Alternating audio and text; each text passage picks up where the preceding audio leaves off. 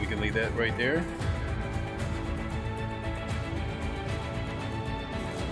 Okay, I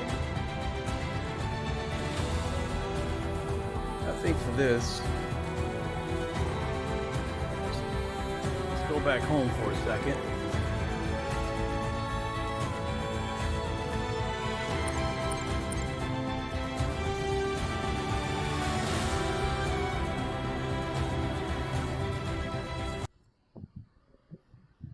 What was that all about?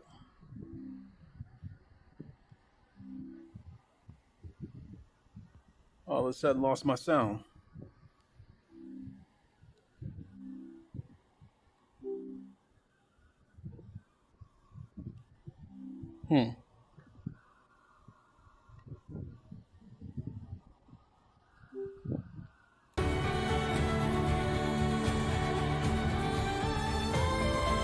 Something's wacky going on. There's definitely a compatibility issue with this game relative to popping the YouTube chat out.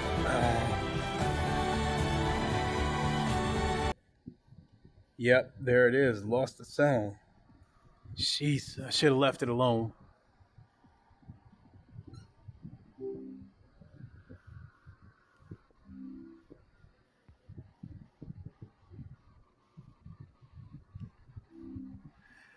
All right, so what I think I'll do is, this isn't going to be a very long stream anyway. I'm only going to be on about a half hour, 45 minutes.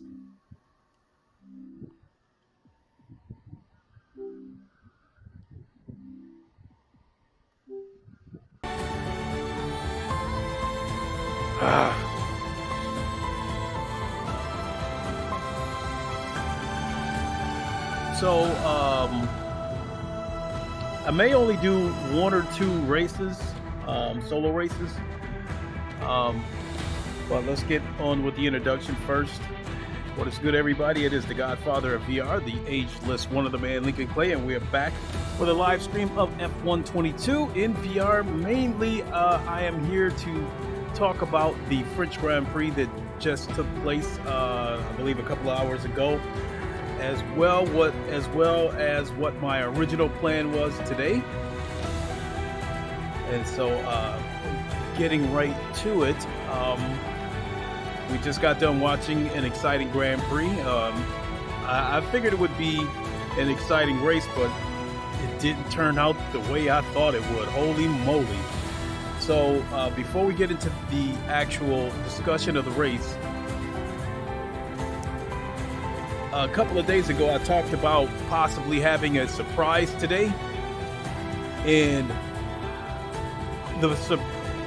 it's going to happen, but next weekend. So, to put it out there, simply put, after the race today, I plan to go live and have a post-race discussion, and I was planning to give away an origin key of F122, a global origin key.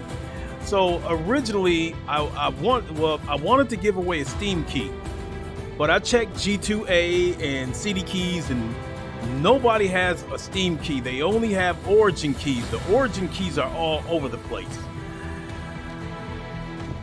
Down the road, that's going to be a non-issue, but right now it is an issue. And I'm speaking of crossplay. Right now, the game is not crossplay, but it will be. Crossplay was originally planned for launch, but the company who is handling the crossplay is a Ukrainian company. And as you know, you've got the Russian-Ukrainian war going on right now. So that definitely caused a problem with this company hoping to have the crossplay ready at launch, but it is still planned down the road. So eventually this, whatever platform you buy it on, eventually this will become a non-issue. But right now it is an issue because as far as VR goes, as far as playing this game in VR, I would imagine that the most people playing this game in VR bought this game on Steam. I haven't even looked to see what the user base may look like on Origin, but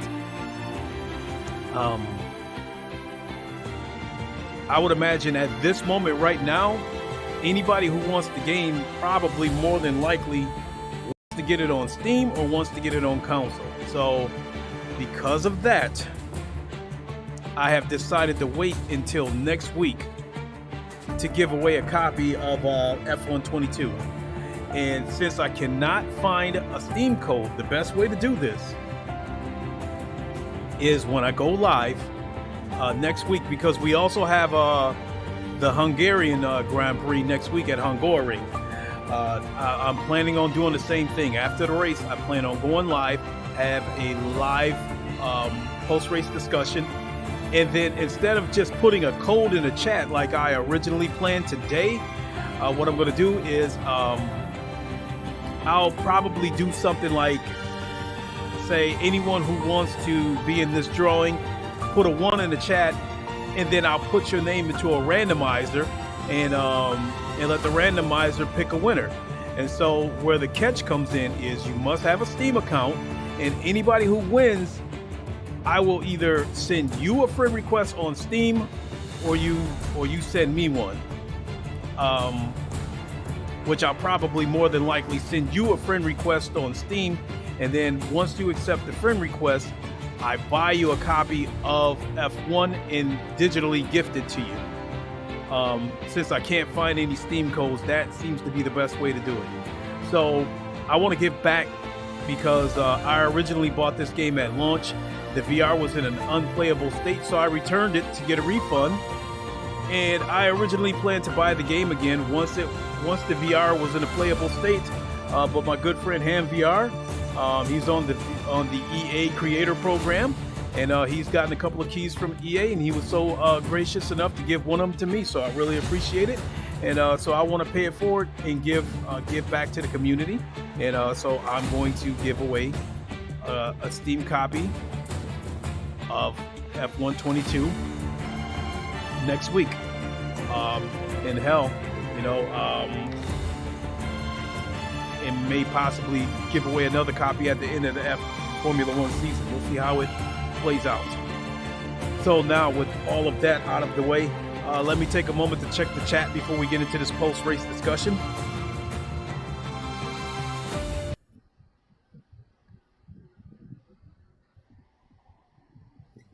All right. So we will lose sound from time to time as I check the chat. Will it let me minimize it? Nope, it won't let me minimize it either.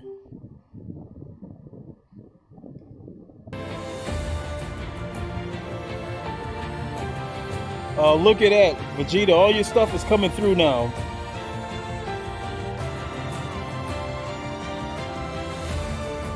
Okay, so Vegeta, you said Leclerc is now identical to Vettel. He is throwing away the championship. Remember that one year Vettel threw it away? Actually, Vegeta, this is my first year actually getting really deep into Formula One, because I assumed that Netflix did, the FIA, whether it was FIA or whether it was Netflix responsible for it, whatever they were trying to accomplish worked. Because the way they, in my opinion, the way they robbed Hamilton last year, I thought was despicable. And so I tuned in this year because I wanted Hamilton to win it all and then give them all the middle finger and retire. So I have tuned in, and I'm at a point where if Hamilton can't win it, I'd like Leclerc to win it. Anybody but Verstappen. And the thing about it is, my reasons for not necessarily caring for Verstappen isn't really all his fault. He took advantage of what the FIA allowed to happen in the final race of the season last year. But I think he's a little bit of a baby. I think he does a lot of complaining on the radio, but the complaining that he does is basically at Red Bull, not so much the officials. So you said do it like Sig did the other day. Yeah, where I put everybody's name on a wheel. So I haven't done a giveaway in a while. And when I did the randomizer, I think I did that twice. So at the end of the day, when I do the giveaway next week, I want to find the most seamless way to do it, because the first time I used the randomizer, the way things were set up, I was physically typing people's name into the randomizer. And then I think the second time I did it, I had copied and pasted people's name in there. So I'll come up with something. I'll use a randomizer or look into that wheel that he used. So, so for those watching, I just want to forewarn everybody that there is a compatibility issue between the game itself and the YouTube chat that I've got popped out next to me. So bottom line is, whichever one I highlight, it almost disables the other one. So if I highlight the YouTube chat, it kind of disables the game. Sound goes out, whatever. But if I highlight the game, then I don't see the activity in the chat. It doesn't come through. So I have to switch back and forth. So there's going to be times where there won't be any sound. So let me see here what you're saying, Vegeta. So 1 year Vettel has 1 point ahead with 3 races to go. He threw the car to gravel just like Leclerc. Since losing that championship, Vettel has never been the same. I'm seeing the same thing happen. Plus, in that year, Ferrari had bad pit wall strategies, which is just like what you saw today. Sainz would have had position 3. It's okay. You could just read post games. So yeah, we'll go ahead and have a little bit of a post discussion, and then we'll jump into a race or two, and then we'll wrap it up. So with that being said, you guys don't really hear any sound, but that's because I highlighted the YouTube chat so I can see your comments as they come through right now until I get back to highlighting the game. So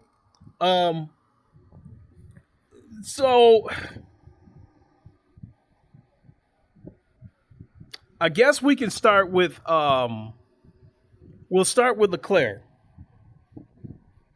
I don't know what happened with that car. After watching several replays, something happened with that left rear tire. I don't know what. After playing F1 myself, I was under the impression that the car went into the rumble strip while he was still on the accelerator, and it spun out and he lost it. Because, when I play F1, if you turn off all the assist and you put that accelerator down while you're on the rumble strip, you lose that car just like that.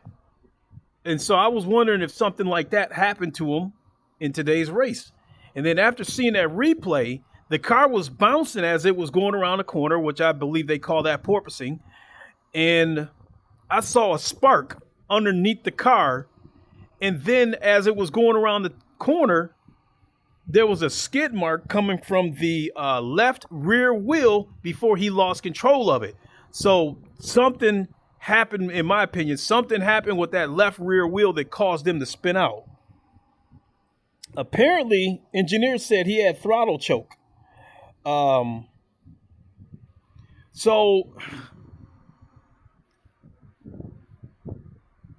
when they played the radio transmission, they asked him if he was okay. Leclerc said, "I cannot find throttle." And so I'm thinking when he said that, he must have had the same problem that he did last week when the throttle was sticking. And I was like, when he said that throttle, he was having throttle problems last week, the race that he won, I was thinking that one of two things is going to happen. Either he's going to fly off that track because he can't slow the car down in time, or he's going to have to slow the car down super early to avoid flying off the track, and that's going to allow Verstappen to catch him. So if the throttle was sticking, if that's what happened that caused him to go off the track, what should have happened last week happened this week. And Ferrari has got to fix that problem. I mean, from what I understand, even though I don't follow Formula One that tough, Leclerc has been complaining about the reliability of the cars since last season. And Ferrari has had the real Leclerc in a couple of times. The race that he won, at one point, Sainz, I think, at some point, Sainz was leading that race. And Leclerc was on the radio the whole time wanting them to switch. And finally, after a few laps, they went ahead and allowed them to switch. I think something with the pit strategy ended up putting Sainz back in the lead. And Leclerc was I don't think Leclerc was never able to catch up to him so they could switch again. And Sainz went on to win the race. There was a quick camera shot of somebody from Ferrari talking to Leclerc, and to me, it looked like they was chewing him a new asshole. So I'm led to believe that, Ferrari has had the real Leclerc in a couple of times because he's probably done some criticizing. That being said, I'm wondering if when they talked to Leclerc after the race and he took full blame for that crash, I'm wondering if that's just him towing the company line and not saying anything negative about Ferrari so he doesn't get in trouble with them.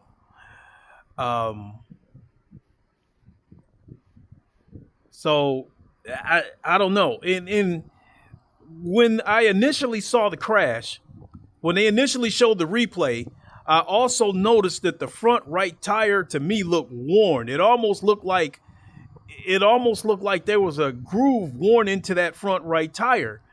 And my immediate reaction was that I blame Ferrari because I felt like they might have left him out there too long.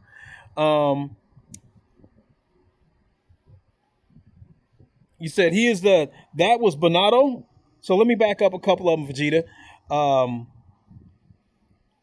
So sometimes throttle gets stuck. So that's why he went wide and then spun wheel, not meant to be there. But it's interesting, Red Bull and Ferrari fast, but both have reliability problems. Well, I think only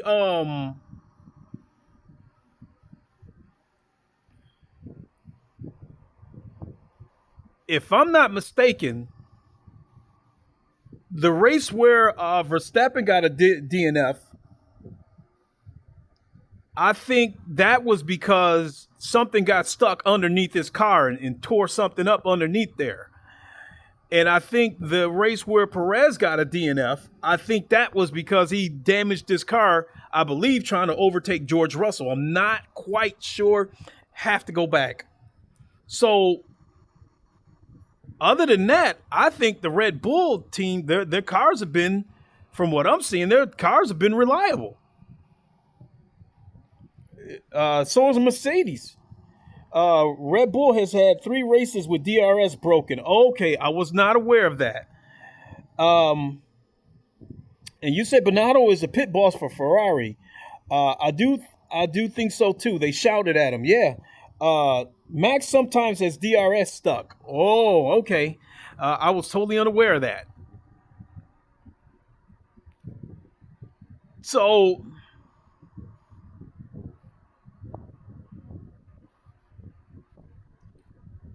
I wanted to finish out what I was going to say about Leclerc in this accident today.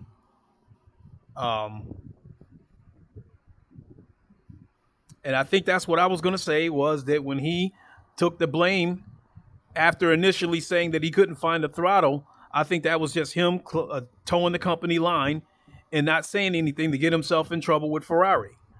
And I was having a discussion with him, and I said, this is probably going to be quite the meeting that Ferrari and Leclerc is going to have. So if Leclerc lost control of that car because he simply lost focus for a split second, then Ferrari is going to tear up. They're going to take a piece of his ass. If it's, in my opinion, Ferrari's fault because that throttle was sticking, because the tires were worn out. Oh, that's what I was going to say. When I said his front right tire looked like it had a channel worn into it, my initial thought was that they left him out there too long on those tires. And it made me pose the question is, if those tires were worn out, why didn't Leclerc say something? And I'm wondering if maybe the tires were worn out, but Leclerc did not say anything because he did not want to get that caught over the radio and didn't want to get in trouble with Ferrari. So maybe Leclerc needed to come in and get new tires, but maybe he didn't say anything because maybe their pit stop wasn't scheduled for another 5 or 10 laps or something like that, and jumping on the radio and saying, I need tires now or something, you know, and then that shit gets caught over the TV telecast, you know, that maybe that's not a good look. So I'm wondering if Leclerc needed to come in and if he needed to get new tires and just kept his mouth shut and just decided to stick to whatever Ferrari's plan was and come in at the scheduled pit stop. And so, no, Vegeta, you saying keep going. I'm sorry. I want you to chime in on this because I don't know a lot about Formula One.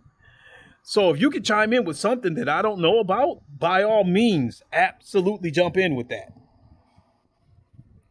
So there's so many situations that surrounding that situation with Leclerc. If the car broke down, in my opinion, that's Ferrari's fault. If his tires were worn out, that's Ferrari's fault, in my opinion, because maybe Leclerc kept his mouth shut and decided to go ahead and stick with Ferrari's plan as not to get in trouble with him for complaining.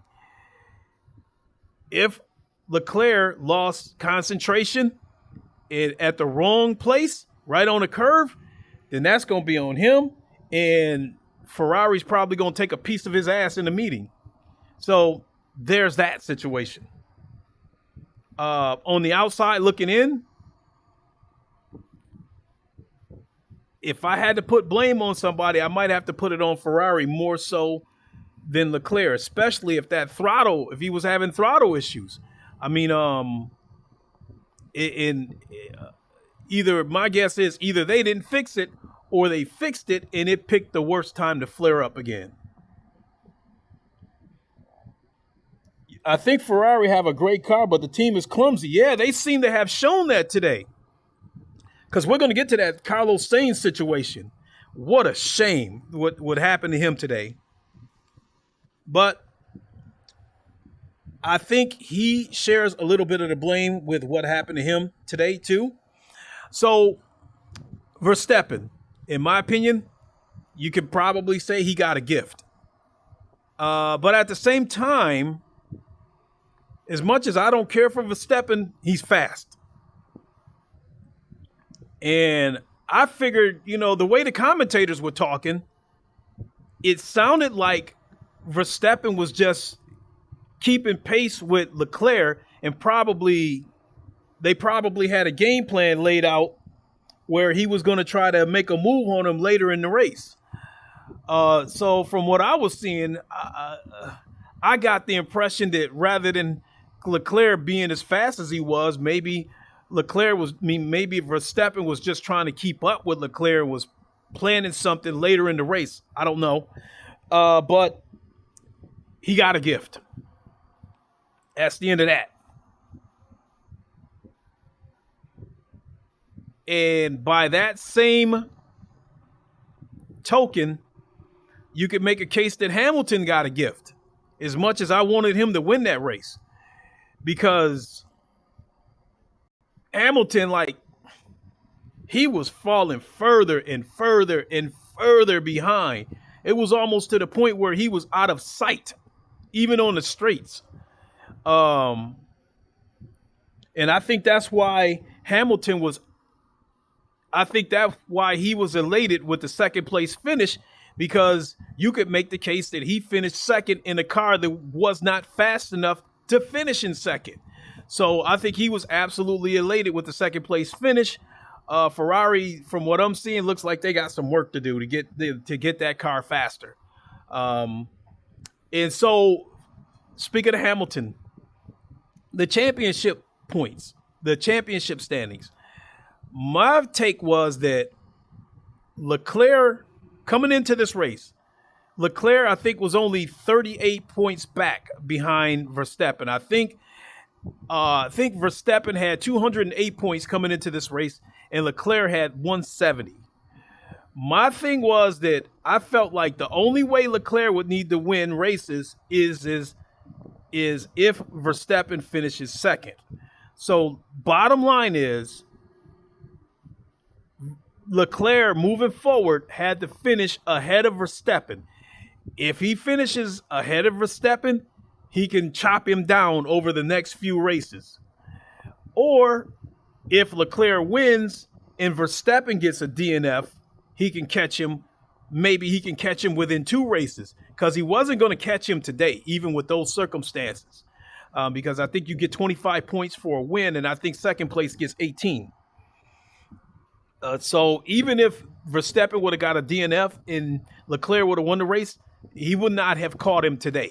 But he could have put himself in a great spot to catch him next week. And now, in my opinion, the championship just went up in flames for Leclerc. Verstappen won, and Leclerc got a DNF. So I think that will put, I don't know. I don't think you get any points for a DNF.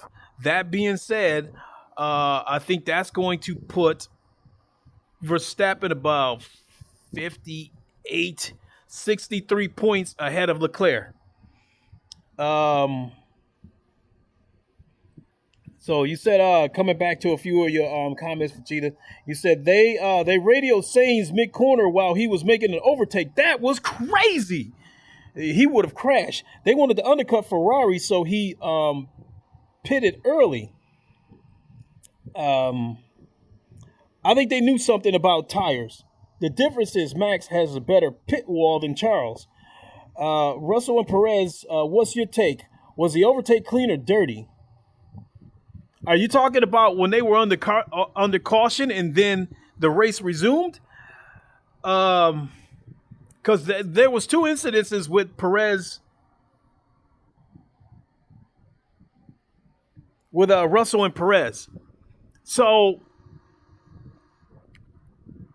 the first one, Russell tried to overtake Perez, and he dive bombed into a corner, and he bumped Perez and knocked him off the track. And Perez kind of, he cut across the track to get back on the track. And to me, he did that. He wasn't trying to gain an advantage. He wasn't trying to keep his position. That's what he had to do to keep control of the car. And so since race control didn't have an issue with it, I didn't either, because I think Perez did what he was supposed to do in that instant.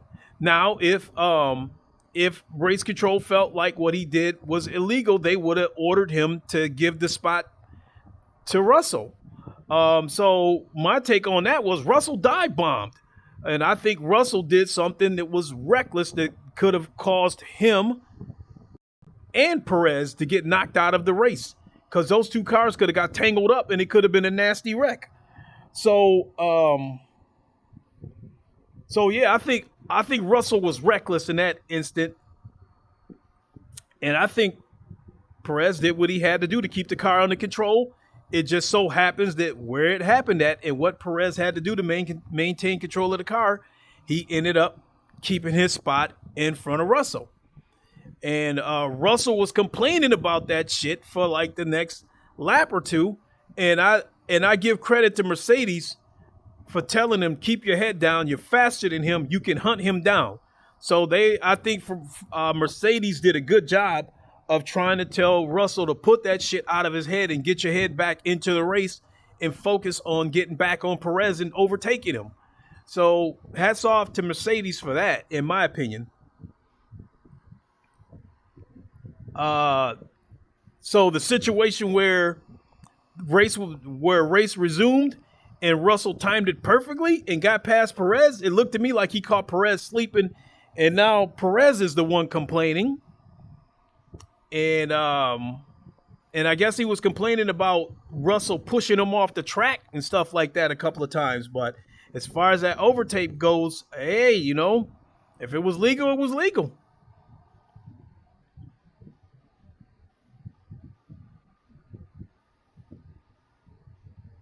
You said too little impatient. He even gave Russell space. I mean, when Russell came in, he came in inside at the apex. He was inside and, to me, drifted towards the outside of the lane. And you're right. He said, that's what you'll learn. F1 drivers complain about everything. Yeah, god damn was everybody complaining. And so, you know what? While we're on that subject about complaining, let's talk about that for a quick second. From what I'm seeing, and myself included, I'm guilty of this. Everybody has their favorite F1 driver or the guy that they want to win. And the person that they dislike, they say that they dislike that person because he complains too much. And so, again, I'm guilty of that myself. And based on what I just explained to you, I think Verstappen's a baby. He does a lot of complaining. But I will say that he complains to his... I've seen him complain to Red Bull about strategies and that kind of thing, or how his car is behaving, rather than complaining at race control.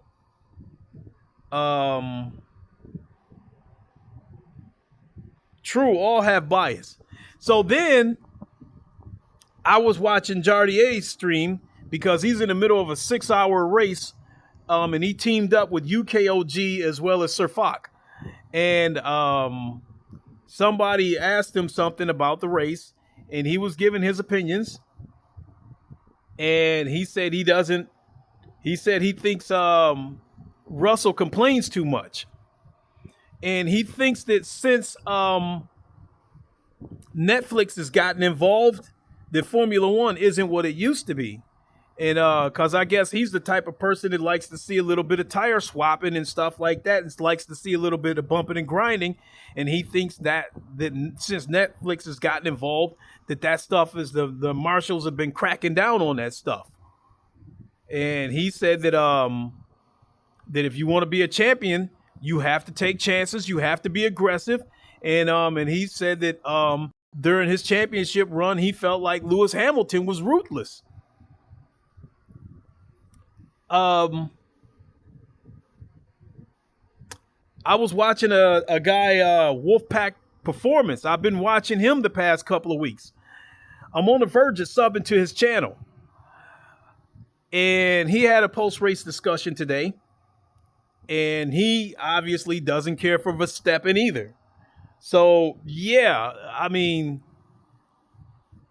I think with all this radio chatter that goes on, that they show in the race, it's everybody complains about something. You said, well, it has changed.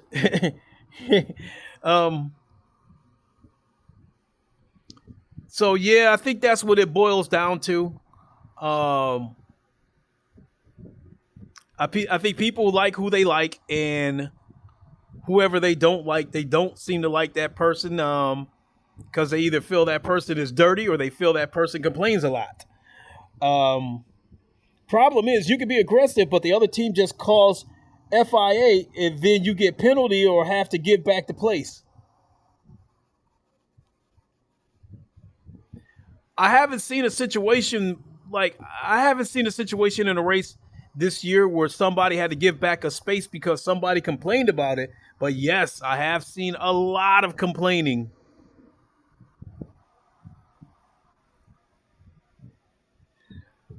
So we already touched on the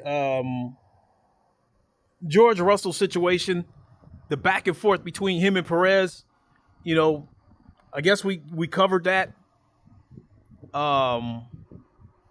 First, Russell was complaining that he felt Perez had to give the spot back. And then when he got in front of Perez, Perez started complaining. So tit for tat. And that's that.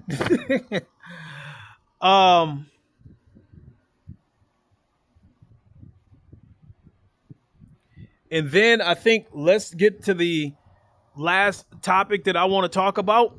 And then I'll do a race or two, and then we'll go ahead and wrap this stream up, because if my son isn't up already, he will be, and he's going to want Voltron Jr. because I'm on Voltron, but I'm streaming from Voltron Jr. And if he tries to play something while I'm streaming, it's going to screw up the stream. So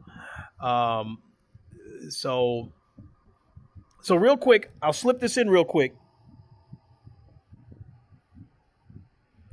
Later on this evening, we'll get new daily races for Low Fuel Motorsports, and both of them are races that I want to participate in. And so for the 25-minute race, we have Nürburgring, and I think that's the track where I have the best chance to win, because I think that's the track where I have turned in the closest times to what the leaders have been doing in the open lobbies. I've seen people turn in 156s. And I've turned in mid 157s. So I think I don't think I have a realistic shot at winning, even with me completing in the lower splits. But I think I can finish in the middle of the pack. So I'm going to look to do that race this evening. And then for the 45-minute race, we have Kyalami, which I love that track. When I'm having a good lap, I can turn in 143s. I've seen the faster guys turn in 141s on Kyalami. So I think the 143s would be good enough for me to finish in the middle of the pack. And I will look to do that tomorrow or sometime during this week. So keep your eyes peeled for that. Coming back to you, Vegeta. Teammates Vettel hit Stroll in last corner. I think he tried to take the final point from Stroll. Yeah, I think I saw that. And because I was talking to somebody and I saw the two cars bump. I was like, wait a minute. Aren't those two identical cars bumping into each other? And I was like, oh, and you said and Stroll owes the team. Oh shit.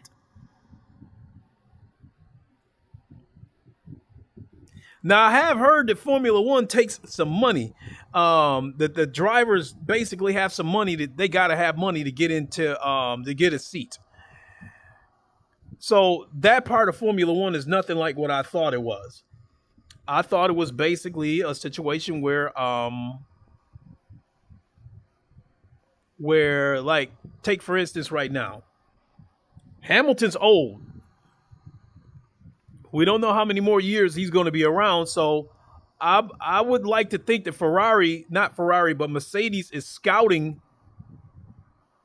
who could be the person that replaces him when he retires. I didn't think it would be a situation where somebody may not necessarily be a good driver, but they are the driver because they have money and they fund a lot of what goes on within the team. So, yeah, that's weird.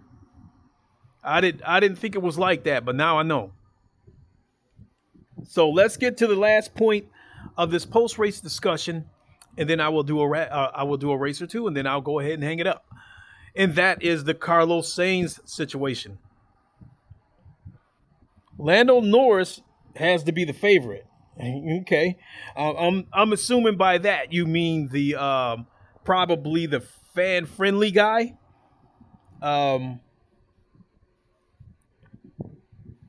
So the Sainz situation, on the outside looking in, so he took a grid penalty because I think with these DNFs and stuff like that, it sounds like Ferrari has gone through power plants and parts and all kinds of other shit.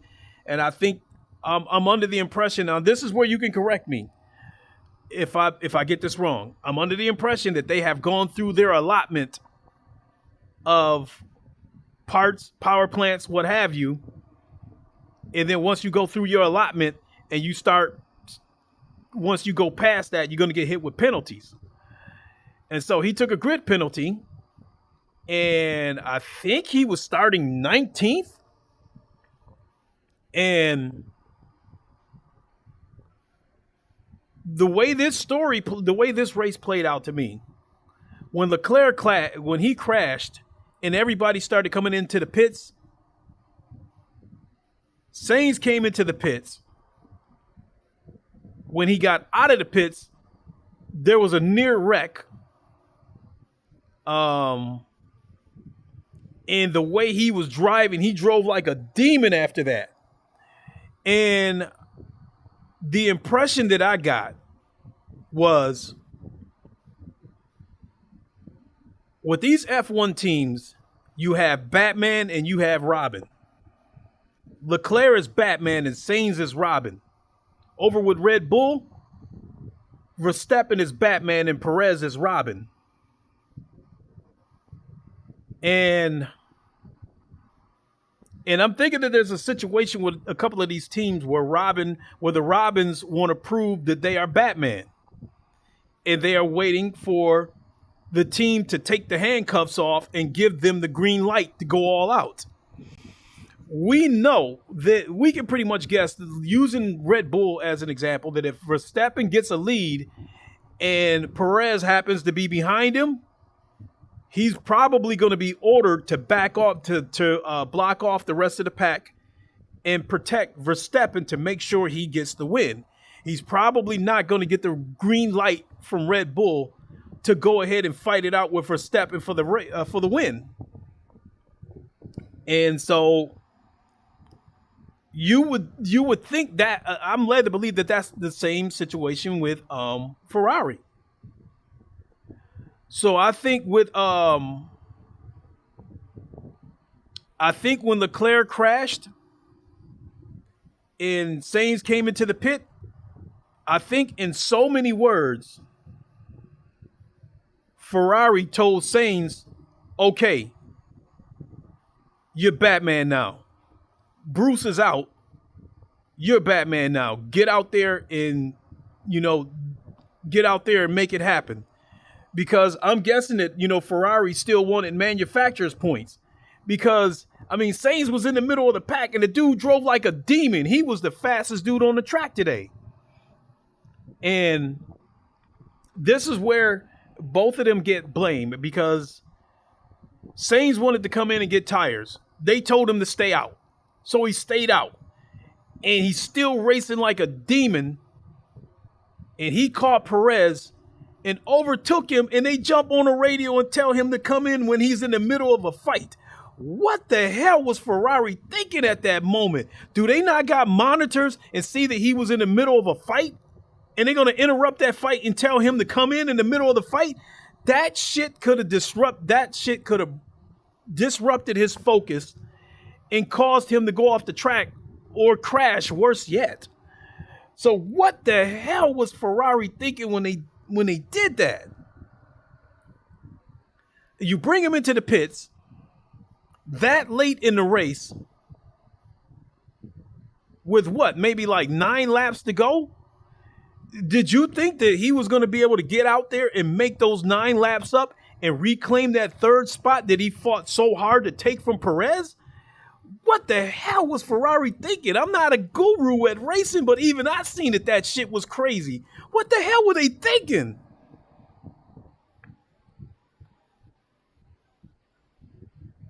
So Vegeta, you said true. Power supply, you don't have that many. They had failures. Yeah, they botched the exit, and Sainz definitely the second. Every team has a number 1 and number 2 driver. So yeah, Sainz is definitely Robin. But they were fighting with him while he was driving. And they forced the pits. What the hell was they thinking when they did that shit? So what I'm wondering is, when Ferrari told him to come out there and then told him to come in, when he said he wanted to come in the pits and they told him to stay out there, I'm wondering if Ferrari changed their mind because they started looking at the financial part of it. If we leave him out there on bad tires and he wrecks, now we got to spend another $1 million to get another power plant and then take another penalty because we had to use another power plant. Were they worried about something like that? Were they worried about him wrecking the car if they leave him out there and then it costs them money? It costs Ferrari money to have to rebuild the car.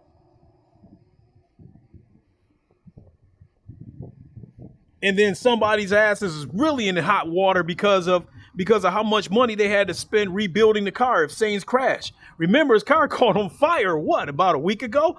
I'm wondering how much they had to do to rebuild that car from when it caught on fire.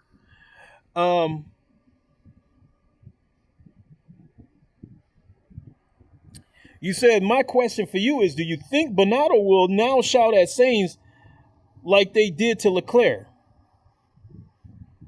I don't think they have a place to shout at Sainz. Sainz followed orders. He did what he was told. He did not, in my opinion, I don't think he was arguing with Ferrari. He wanted to come in. They told him to stay out. And so unless I missed something, Sainz did not say anything else. He put his head into he buckled down, put his head in the race and worked his ass off and caught Perez and overtook him. So my question is, how the hell do you not see, you got stopwatches, you got monitors, you in radio contact. How the hell do you see that Sainz is hunting Perez down and on the verge of overtaking him? Even the commentators had showed that the pace that Sainz was running, he was going to be within striking distance within 2 laps. If the commentators know that, then Ferrari definitely has to know that. How the hell do you make the decision to bring him into the pits in the middle of a fight like that? What the hell was they thinking?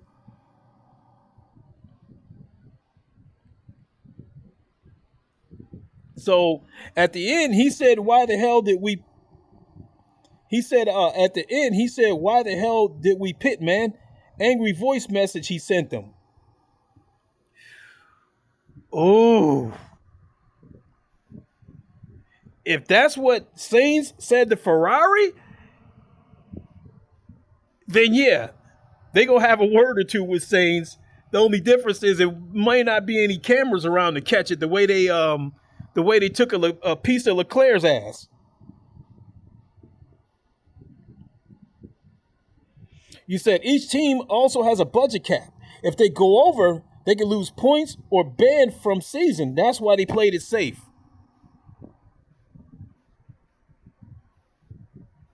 So it sounds to me like we're both right.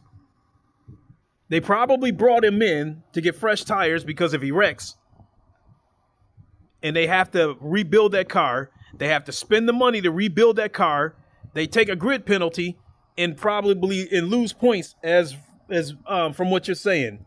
So at that point, it sounded like it might have been about protecting the car above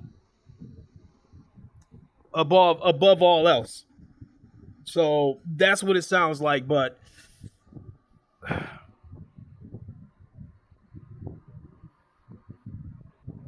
boy, I don't know, man. I really don't know because I still think they picked the worst time to get on that radio and tell them to come into the pits.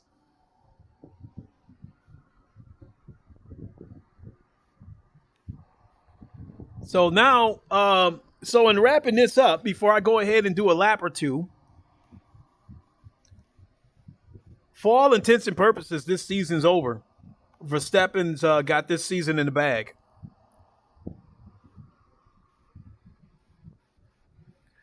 For Mercedes, my guess is I don't think reliability has been a problem with Mercedes this year. Getting faster is the problem. So I think they're going to have to find a way to get faster and just use the rest of this season to work on improving the car and make their run next year. 'Cause Hamilton's too far out of it. I mean, you know, maybe he could take a if shit keeps happening to Ferrari, maybe he can finish up second in the point standings when all is said and done.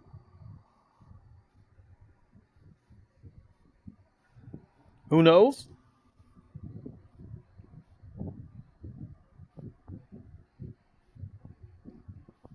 But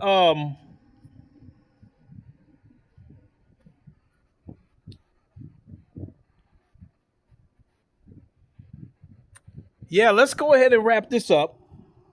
As far as the post race discussion goes, Vegeta, thanks for participating with this post race discussion. Um, you chiming in and giving your thoughts definitely made this post race discussion um, an interesting one, because if nobody chimes in while I'm talking, then I almost feel like I'm talking to a wall. And that was the point of this post race discussion, for anybody who wanted to jump in and give their thoughts, or educate me on something that I don't know about. By all means, jump in and say it. He said, no problem. I will definitely come in and when you do these. So I don't know if you caught me at the beginning, Vegeta. I want to repeat that next week they are at Hungaroring. And at the end of that race, I will do this again and have another post-game discussion, another post-race discussion, and I am going to give away a Steam copy of F122. I've said it before. I said it that I bought this race at the beginning, day one when it came out on July 1st. The VR was unplayable, and I was disgusted by it. So I returned it and got a refund, but I knew I was going to come back to this game and buy it again once the VR was in a playable state. And I was on the verge of getting ready to buy it, but my friend Ham is in the EA Content Creator Program, and he's been given several keys by EA. Most recently, he's done a couple of 360 videos, and EA wanted him to do a couple of, I guess EA wanted some 360 videos out there. And it sounds to me like Ham's the only one that done it. And so EA gave him a couple of more keys. And he gave me one of them. You said, I don't have Steam. It's cool, man. I just like watching your stream. Okay. Well, I guess if you like Formula One, Vegeta, I won't. So what I want to do is give away a Steam copy. And then maybe at the end of the season, maybe do another giveaway for F122. And then maybe when I do that giveaway, whoever wins, I just give it to them on the platform of their choice.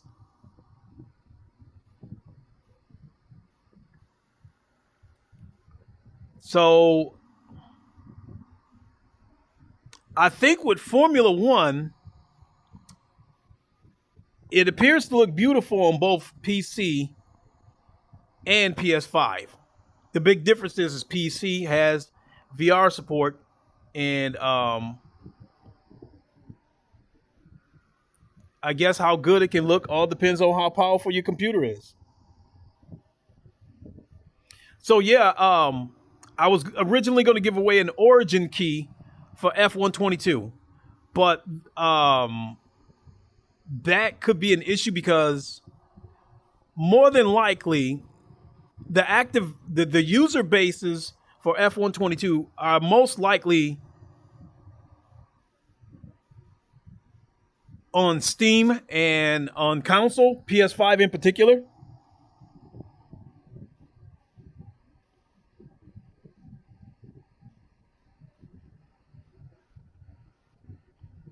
It said you should do one game in Fall Guys, like a private lobby.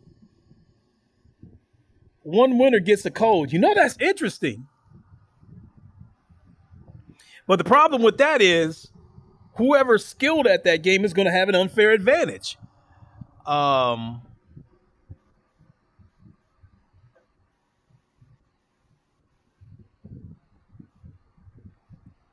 If you were to do a giveaway, Vegeta, let's say you were to do a giveaway and you were to give away a copy of GT7. In order to enter to win, everybody has the race on ACC. Well, I'm going to enter it because the casuals who are not into sim racing, I'm going to have a huge advantage over them. So they're going to be automatically out. I said, I get you, but it would be fun and amazing on Steam, on stream. Who knows? Maybe I could do something simple like, you know, maybe do a PSN card or something. Something like that. That's something to think about, though. So, yeah, I was originally going to do an Origin code, but the problem with that is that it's probably whoever gets the code, whoever would have gotten the Origin code, if they have friends that are on Steam or on console, they wouldn't be able to play with them, at least not at the moment. Crossplay is planned, but the company that's supposed to handle that is Ukrainian, and because of the war over there, that delayed the crossplay. But it is coming. So if I would have given away the Origin key today for F122, down the line, that would be a non-issue once crossplay is up and running. But at the moment, it would be. So I get you now. Could be bad. So, yeah, do a randomizer. That is the plan. So I've done a randomizer before. So next week, the way it's going to work is the reason I have to do it like this. I went looking for Steam keys. My original plan was to get a Steam key and simply put it in the chat, and whoever grabs it first, that's who wins it. I can't find a Steam key, but Origin keys are all over the place. I could have still bought an Origin key, put it in the chat, and whoever grabs it, they win.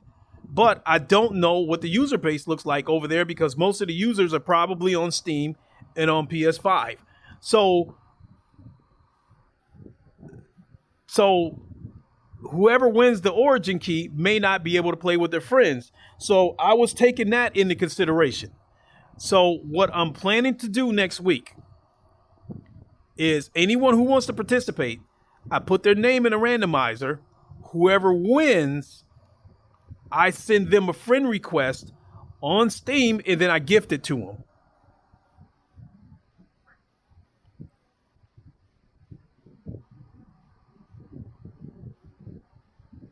You said, can you go on King Thrash and Sick? Tell them to shout it out so PC guys come here to try to win. I'm just going to do a community post. I'm going to do a community post on YouTube, and I'm going to post it on Twitter.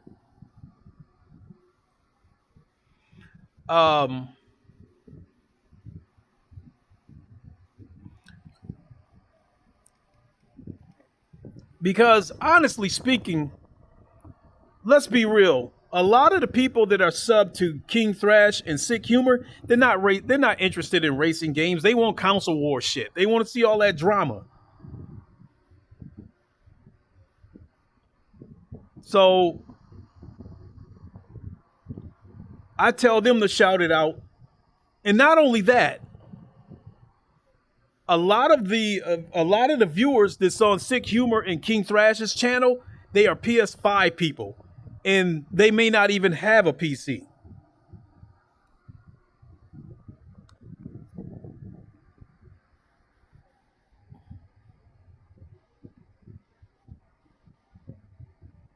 Nick Wood, you say, yeah, man, you're right. Just check CD keys and only Origin. Yeah, there are no Steam keys out there. And I want to give a key away to the platform that I think has the biggest user base. And right now, I think as far as a user base with VR support, it is undoubtedly Steam. And that's the key that I want to give away. And I cannot put a code in there because I can't get a hold of a code. So the only way to do this is to put everybody's name in the randomizer and let the randomizer pick. Whoever wins, I send them a friend request and then I buy it for them. I gift it to them. So, Vegeta, you said, Ham, what's good? You said, I get you, but they know you well there. They do, but let's be honest, because a lot of the guys over there are not racing fans. I want somebody who really wants the game.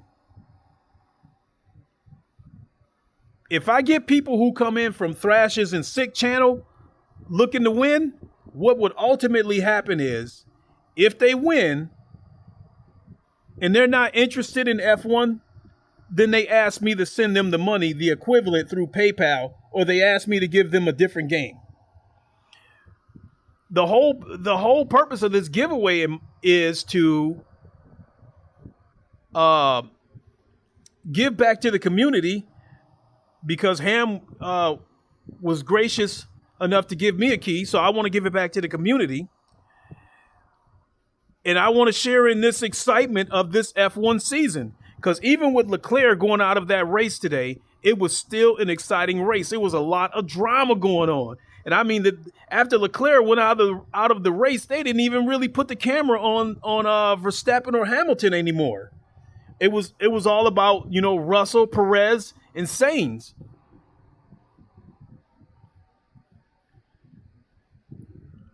So in this game, they did a tremendous job of making you feel like you're part of that telecast on Sky Sports. And I want to give a key away, and whoever wins, hey, they can feel like they can jump in and part of that hype, part of that excitement.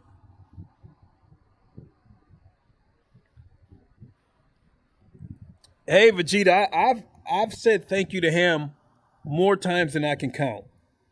He's helped me in so many ways. And I've told him this, that there's been times where PC gaming has been more trouble than it's worth. And he's bailed me out of so many jams. Not only that, my computer that I'm sitting at, Voltron, you could say indirectly that Ham built that computer. Because what happened was my Alienware, I had been upgrading my Alienware.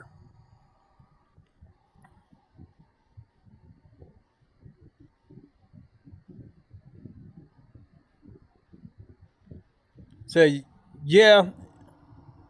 He said, would be great if an F1 would win it. Hey, you know something else I forgot to tell you, Ham? One of my streams, somebody that had, I guess the F1 logo, that person's name was F1 Commentates.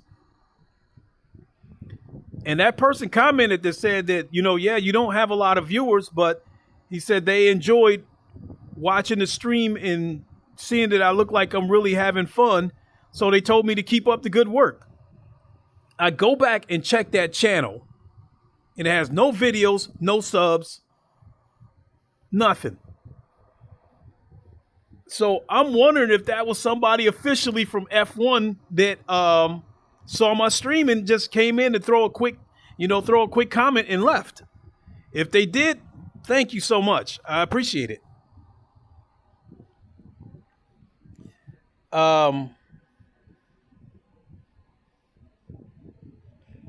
Let's see here.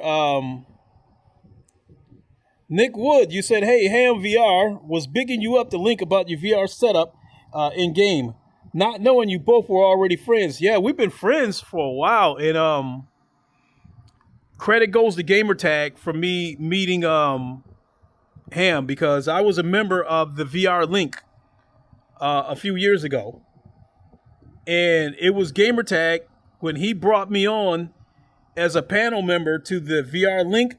That's what introduced me to the UK audience, and they have shown me a tremendous amount of love. And sometimes I find myself saying things that they say. So it's like, I pretty much stopped saying shit and I say shite now. And oh, crikey, just, and I'm getting more and more used to their lingo. You know, especially when they use the word bits. I'm really getting used to that. So yeah, absolutely. I absolutely love the UK viewers and my UK friends, my UK YouTube friends.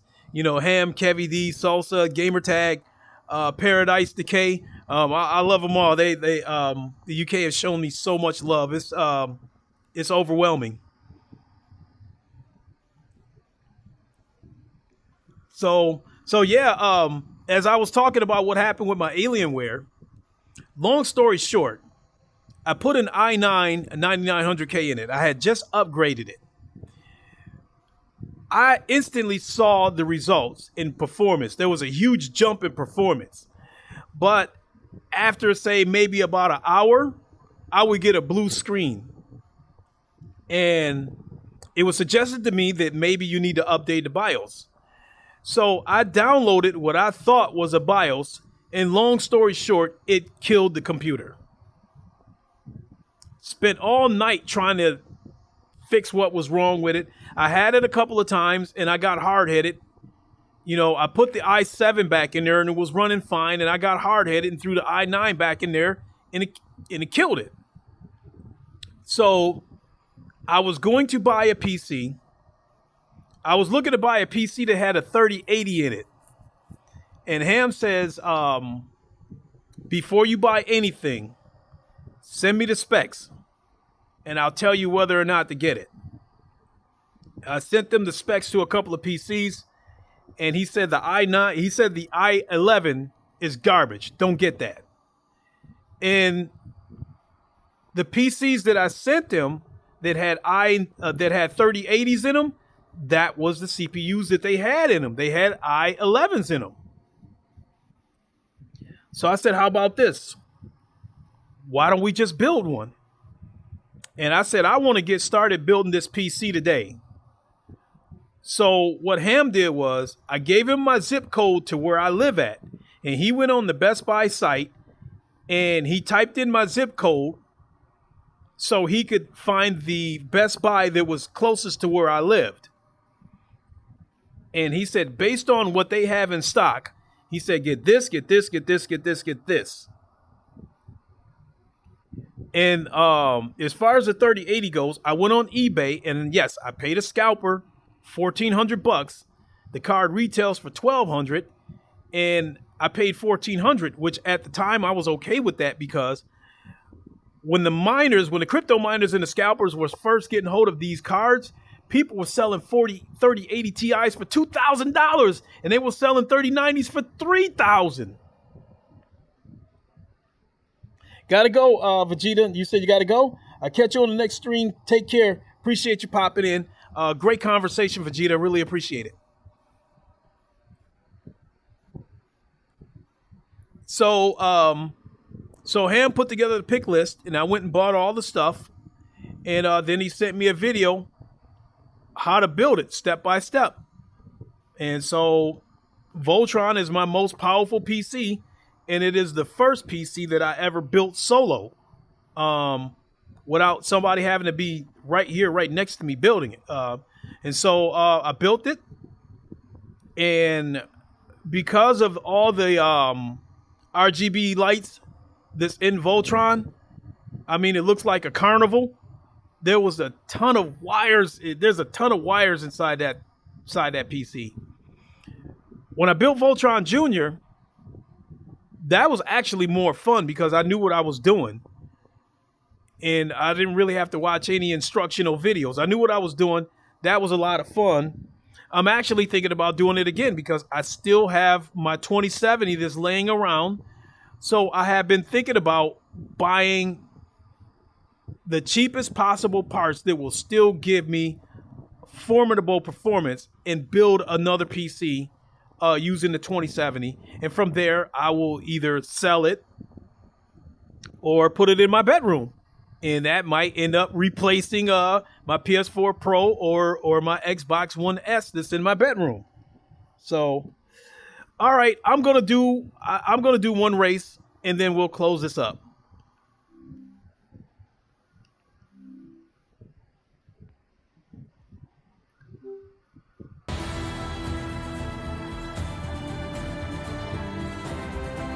So the chat, because I had to highlight the game, the sound came back, but now the chat is inactive.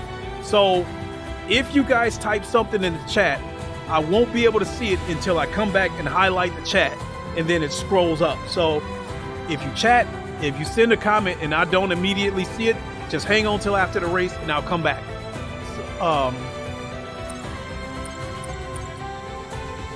Let's see if we can find a 5-lap race in multiplayer. If I can't find a 5-lap race, then I'll just do a quick solo race. Join next session, join next session.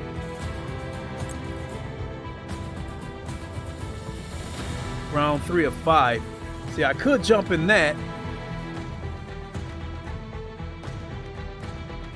but it might make me sit out the entire round. We don't want to go there. Join next session. Yeah, we got a lot of join next sessions.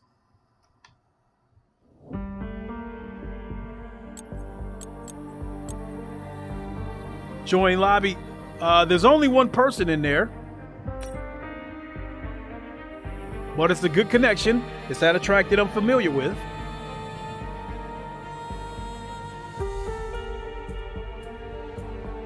Well, now I got a so-so connection.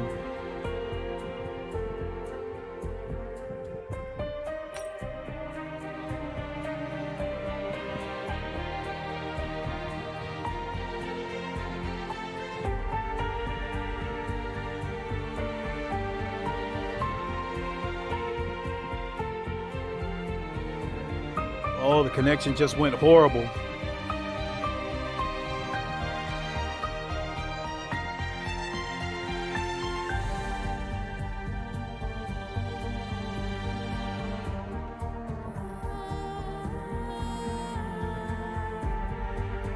But we are qualifying at a track that I am very, very familiar with.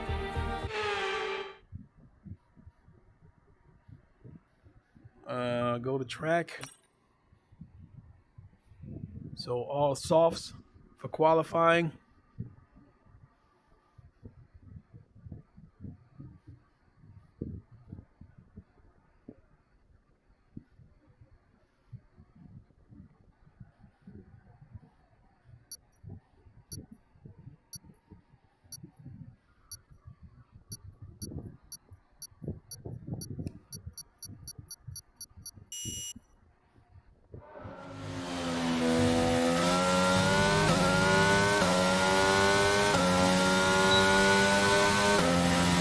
Oh, that snap.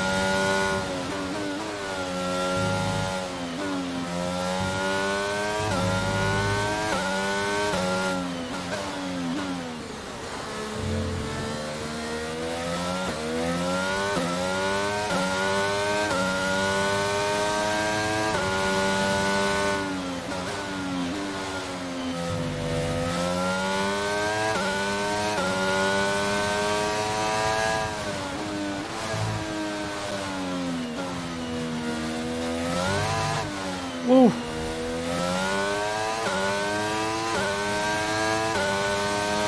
Somebody was disqualified.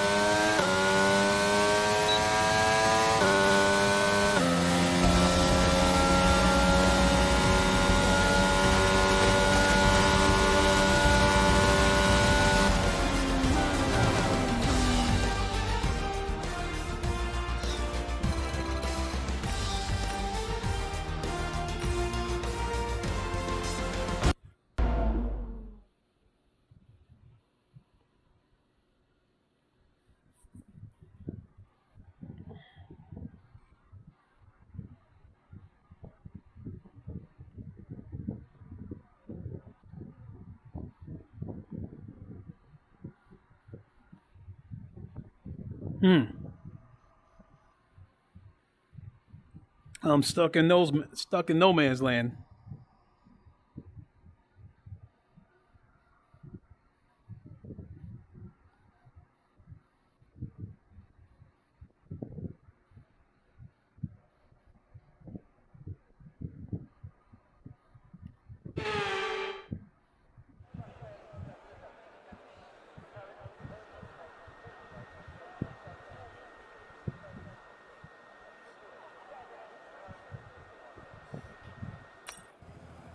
Anybody in here besides me? Okay, I see the other guy.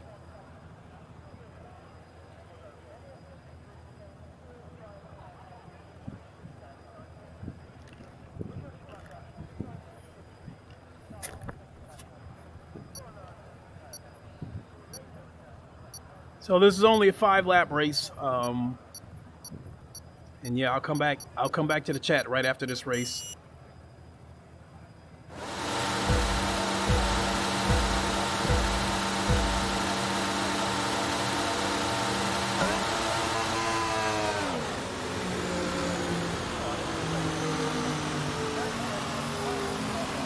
Yeah, he's not even moving.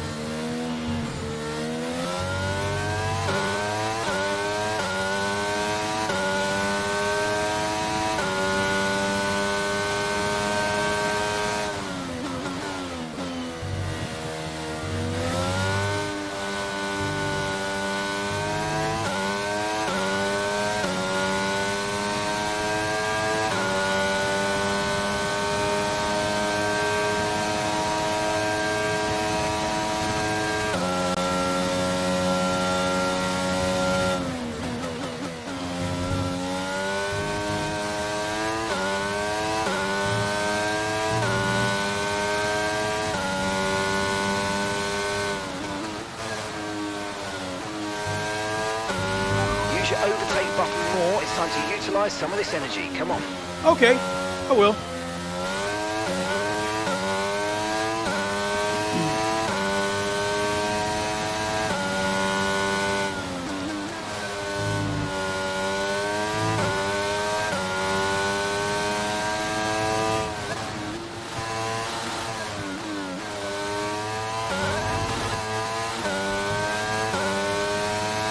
Try to gun it out of there.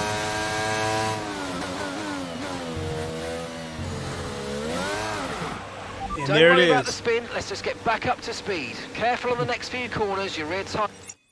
We'll go ahead and quit. I don't want to be on the track by myself. We'll look for one more multiplayer session.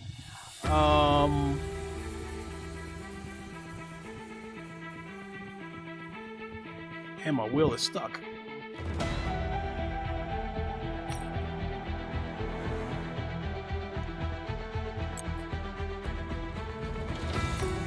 See if I can find a quick one.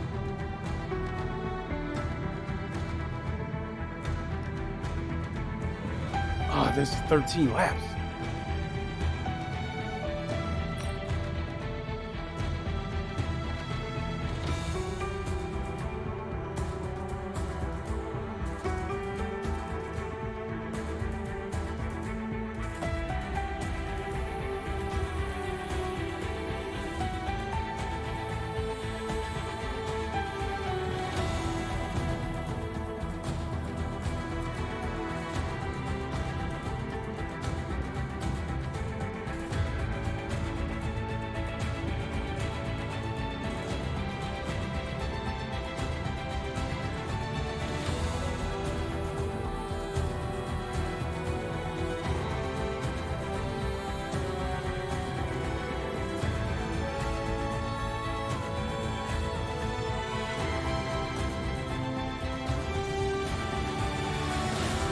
Looks like that's a beautiful city at night.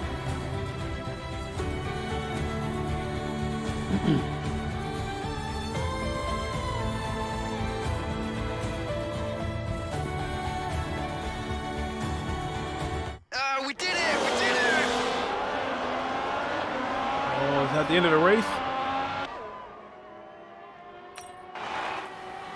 I'm out of the race because my car is terminally damaged. I never raced. Race.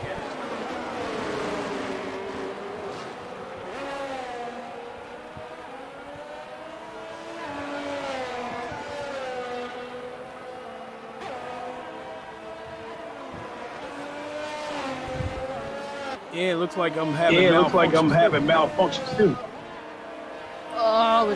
Very good, sir. You can quit the race. Sorry. I can't quit the race.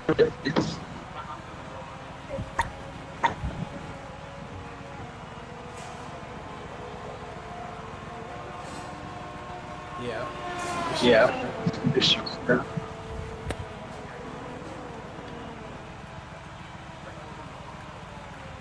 right. So We'll just have to close it up. What's up? FN. Okay. So we're back in the chat. I had to close the session down because I went into a race, said that my car was terminal, so I'm disqualified. I'm out of the race, whatever the case may be. And I couldn't leave. I couldn't leave the session. So coming back to these chats real quick before I get out of here. See, Nick Wood. I just upgraded from a 2080 to a 3090 and upgraded CPU to a Ryzen 9 5900X. Wow, that is quite a jump from a 2080 to a 3090.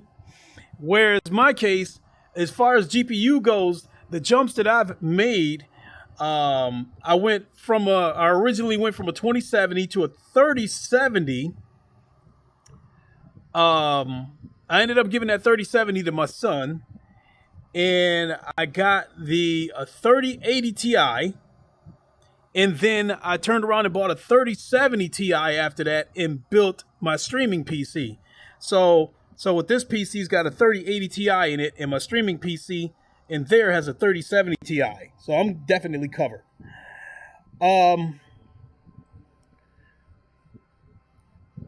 He said, let's see what else you're saying here. Nick Wood, definitely better, but feels it can't get better than high settings. Needs more optimization.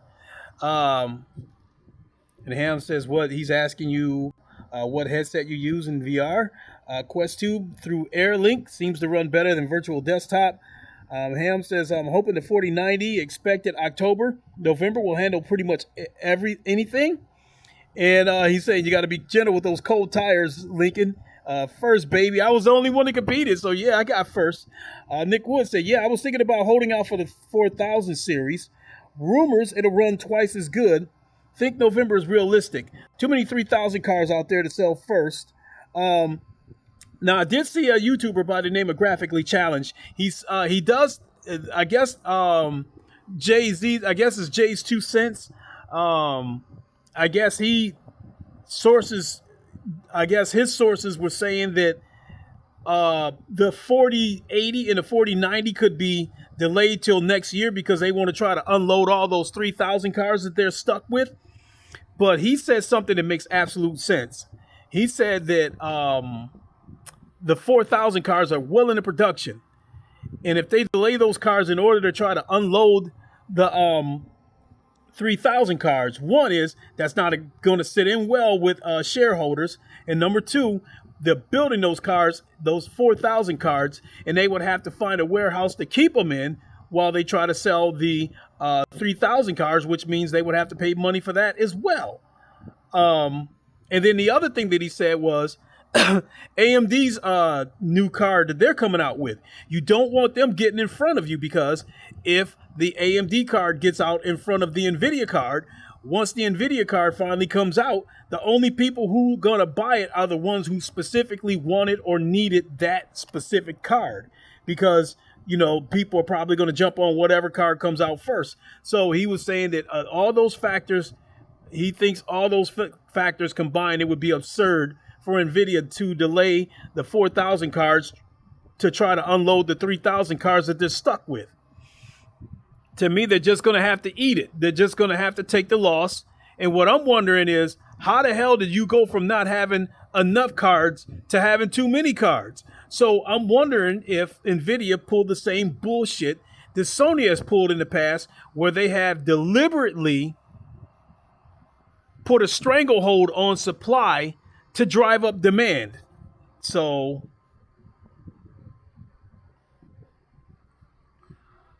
is it possible that Nvidia did something that backfired? Is it possible that Nvidia held back stock on the 3,000 cards in order to drive up demand to ensure that those cards would get sold? Which, when the 3,000 cards were announced, and they were supposed to do double what the 2,000 cards were doing, that right there, the cards sell themselves. So why pull a tactic holding back cards, trying to send people into a frenzy over demand over the card? So if that's what they try to do, it backfired. And now they're stuck holding the bag with all those cards that they're going to have to take a serious loss for, because once the 4,000 cards hit the market, nobody's going to buy a 3,000 card from Nvidia unless they drastically lower the price. Why would you pay $1,200 for a 3080 Ti when you can wait and get the 4080 Ti for about the same price that probably has about double the performance? Or you can get AMD's version of the 3080 Ti. They're not the good, So, Nick Wood, you said, wow, I hear you. So what do you think pricing will be? E1200 or for the 4090 or more or less? I think the 4090 is probably gonna, I'm no expert on this. I'm speaking about demand. I think everybody who has a 3090 or even a 3080 Ti wants a 4090. Me being one of them and him being another.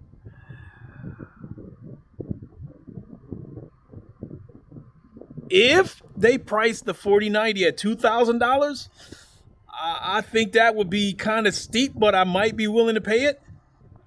But I think they're probably going to price the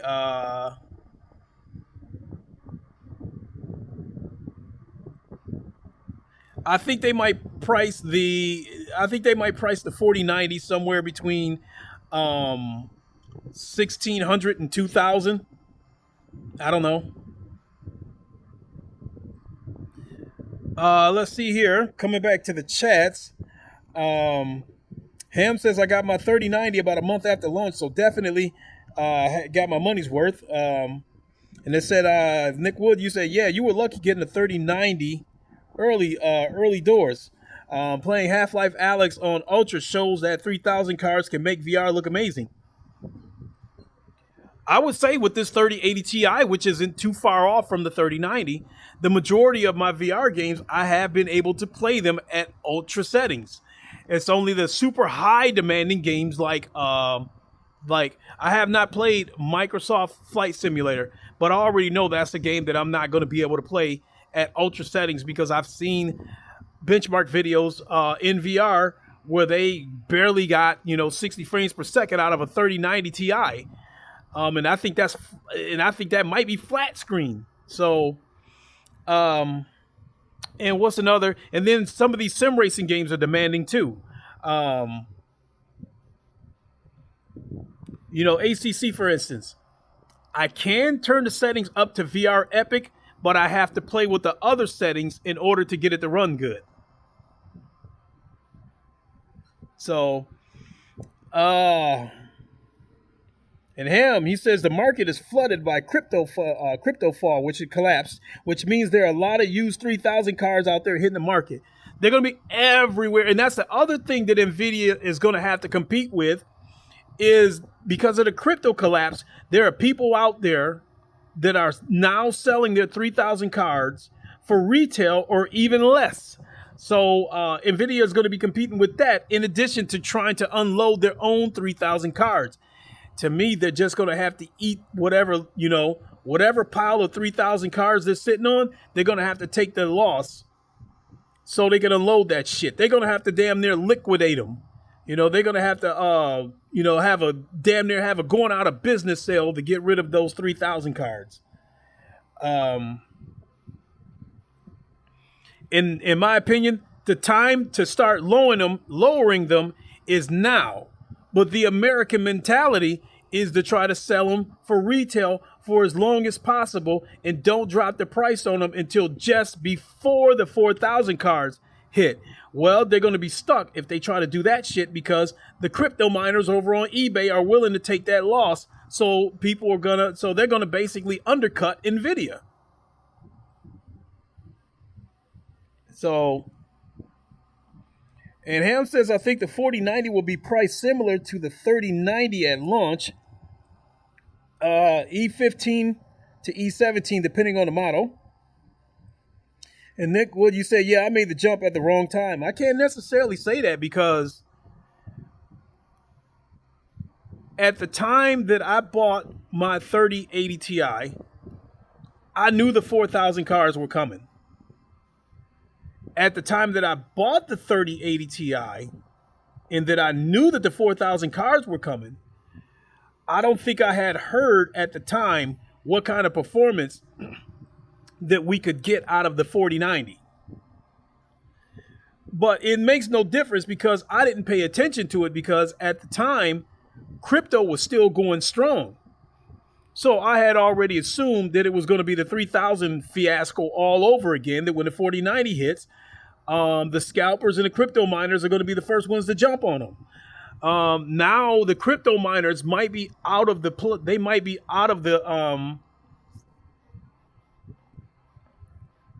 they could be out of the picture, but the scalpers are still going to be there. But the scalpers are going to be taking a huge risk too by buying the 4090s, because what happens if the scalper gets hold of a 4090 and tries to sell it for $3,500? Meanwhile, the others, the crypto miners, have 3080 Ti's that they're selling for $700. So yeah, in my opinion, the scalpers are going to be taking a huge risk too by buying a 4090. They might find themselves sitting on a card that they're going to end up having to take. I don't think they're going to get what they hope to get out of it. They're going to make a few dollars, but I don't think they're going to get $3,500, $4,000 out of it. That is unless Nvidia deliberately strangles the supply and makes it really hard to get one. Yeah, I paid E850 for my secondhand 3090. Came from a PC gamer, not a crypto PC, as those RAMs would be fried a little bit. Now, I don't know. I definitely... Now, my 3080 that I bought, the seller said that the card was damn near new. And when I got it, it was correct. I mean, the card was so clean that you would think it was a brand new card that never had been used before. And for the most part, the card has delivered. So I'm definitely happy with it. So if I can't get a 4090, it won't be the worst thing in the world. You said, I doubt the scalpers will do well with the 4090. The retail price is already high and people won't pay much more to get one. It's also diminishing returns for 2D gaming. That would be true, because especially like a card with the 3090 can run just about any 2D game at the very minimum 4K 60. I think even at ultra settings. Like case in point, I think Horizon Zero Dawn with a 3090 4K ultra, I think it runs at about like 80, 90 frames per second. So when you get in frames that high and you don't do VR, what would be the point? If you got a 3090, in my opinion, and you don't do VR, I kind of don't think there's no point in getting a 4090. Because what's the difference between, you got a game that runs at 130 frames per second in 4K with a 3090. Okay, now you get a 4090 and the game runs at 200 frames per second. Now what?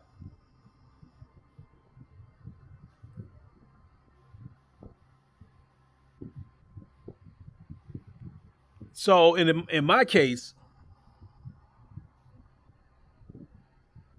I originally thought that my 3080 Ti was going to be my final card because I thought that was the card that was going to make my PC strong enough that I could stream and game from the same PC, but that's not the case. At least with the high demanding games and the high demanding VR games, that's not the case. I still need 2 PCs for those. For the old games that's not that demanding on this PC, yeah, I can still game and stream from the same PC. And I'm hoping that the 4090 will put me over the top and it'll be the absolute last card that I ever need. I agree. Also, if you play on a 1440 monitor 2D, then 4000 cards are not needed. Absolutely. Because a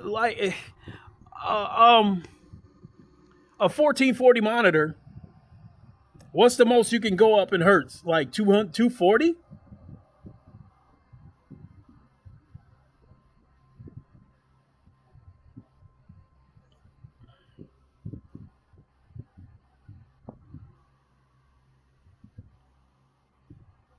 Yeah, if you're a 2D gamer and you already got a 3090, I don't think it makes any sense to get a 4090. I think in my case, it does make sense to get a 4090.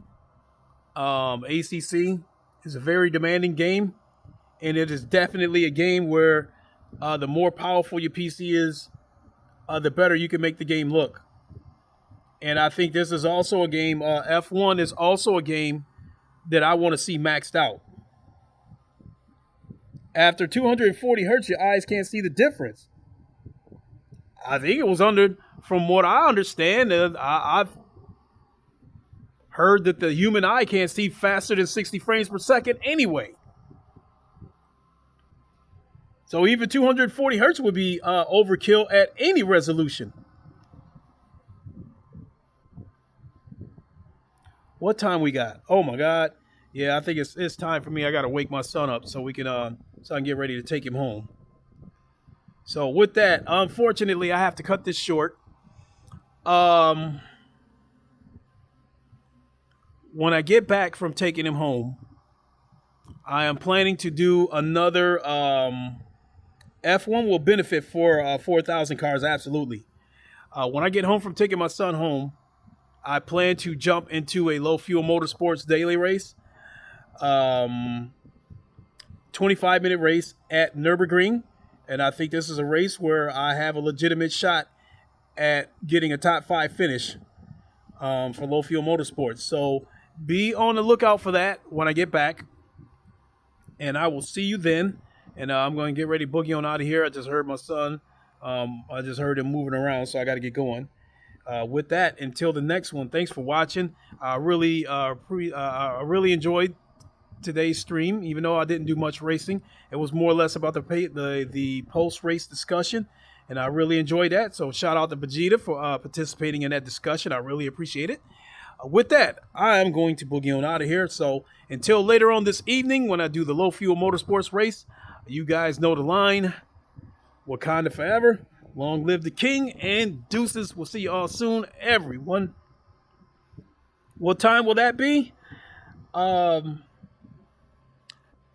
race that I'm looking to participate in starts at 7:15 Eastern time, which would be 12:15 BST time. So if you're still up after midnight BST time, then yeah, you can catch me for that race. So until then, see y'all later. Have a good one.